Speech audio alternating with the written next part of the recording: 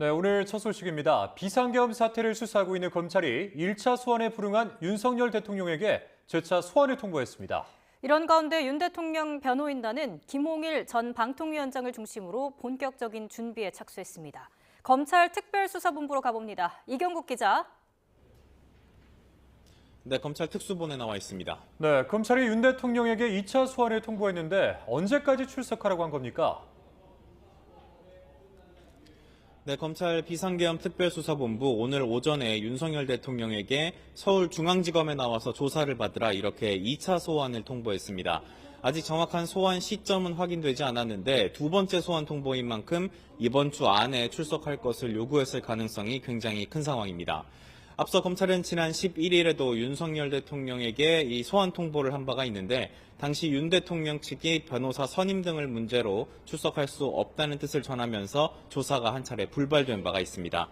현재 윤석열 대통령 형법상 내란 수괴와 직권 남용 혐의 등을 받는 피의자 신분입니다.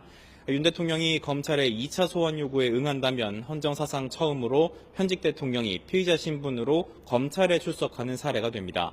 다만 소환에 계속 불응할 경우 검찰이 법원에서 체포영장을 발부받아 신병 확보에 나설 가능성도 배제할 수는 없습니다.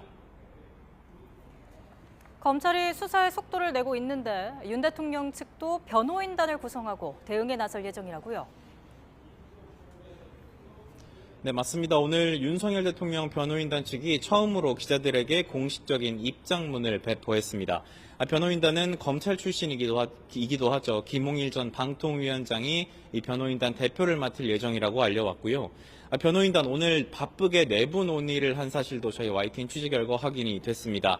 오늘이나 내일쯤 정리된 입장을 기자들에게 밝힌다는 계획입니다.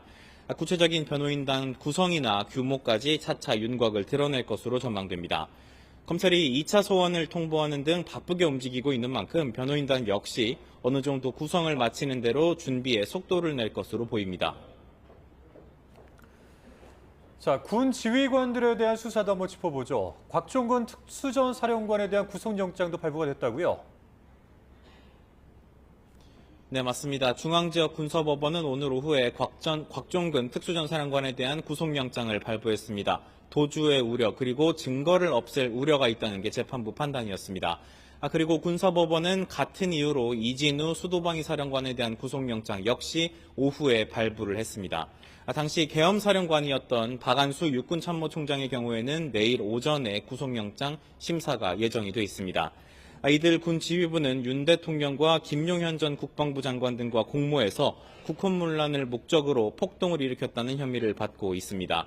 다만 이진우 수도방위 사령관 측은 오늘 입장문을 통해서 당시 계엄이 선포될 것을 미리 알지 못했고 국회에 병력을 투입한 건 역시 국회 방어 차원으로 이해했었다며 사실상 혐의를 부인하는 취지의 입장을 밝히기도 했습니다. 지금까지 검찰 특수본에서 전해드렸습니다.